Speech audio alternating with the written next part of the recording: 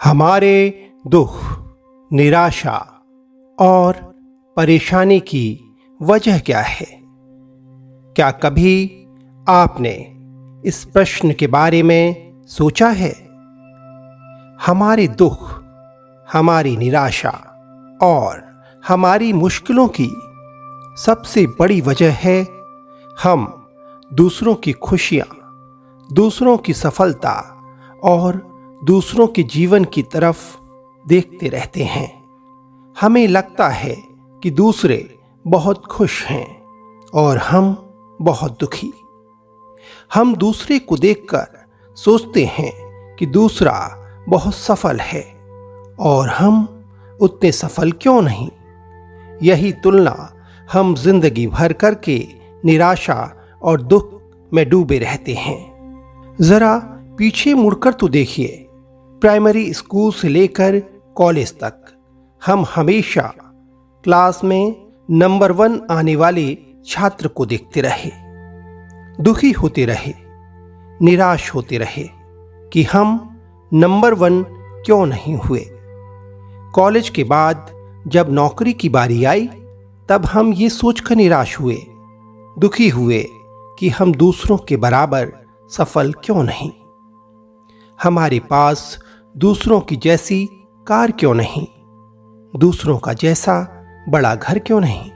ये तुलना ही है जो हमें पूरी जिंदगी दुखों की तरफ खींच लेती है, निराशा की ओर धकेल देती है।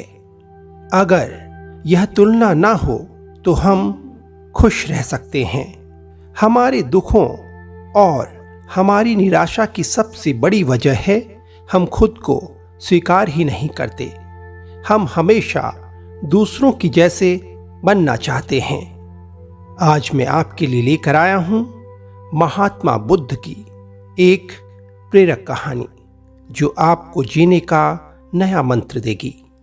इससे पहले कि आप इस प्रेरक कहानी में खो जाएं, मेरे चैनल को सब्सक्राइब कर लीजिए, बेल आइकन प्रेस कीजिएगा जिससे जब भी मैं नई कहानी पब्लिश करूं आपको नोटिफिकेशन मिल जाए और आप मेरी हर प्रेरक कहानी सुन पाएं।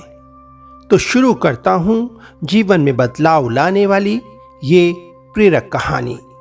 एक बार 2 जेब कतरों ने अपना वेश बदला और जैतवन में महात्मा बुद्ध के प्रवचन सुनने पहुंच गए। वहां प्रवचन सुनने आए लोगों में दोनों ने अपनी जगह बना ली।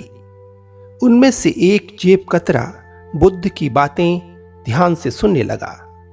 कुछ ही देर में उसने तय कर लिया कि अब जीवन में बुद्ध के बताए मार्ग पर ही चलना है। वहीं दूसरा जेब कतरा ऐसे लोगों को खोजता रहा जिनकी जेब काटी जा सके। बुद्ध की सभा में उसे एक सेठ मिल भी गया।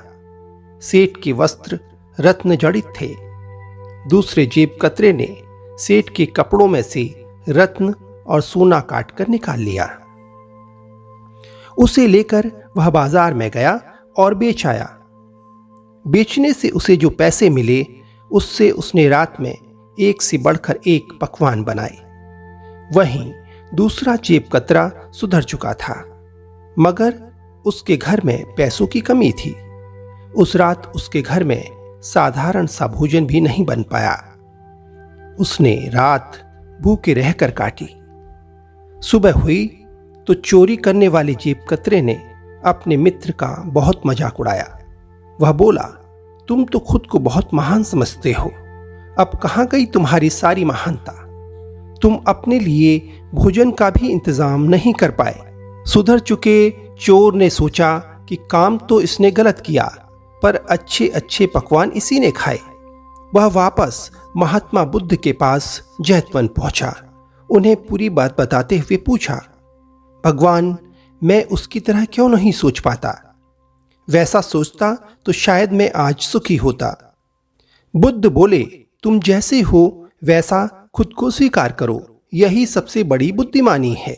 किसी और की तरह बनने की कोशिश करते रहोगे तो न अपनी तरह से जी पाओगे और न ही उसकी तरह बन पाओगे। जैसे हो वैसा ही खुद को स्वीकार करो, यहीं से उत्थान के द्वार खुलेंगे। महात्मा बुद्ध ने जो सीख दी वह है, जैसे हो वैसे खुद को स्वीकार करो। यानी आप जैसे हैं वैसे खुद में जीने की कला सीखिए। तो दोस्तों, आपको ये कहानी कैसी लगी मुझे कमेंट करके ज़रूर बताइएगा।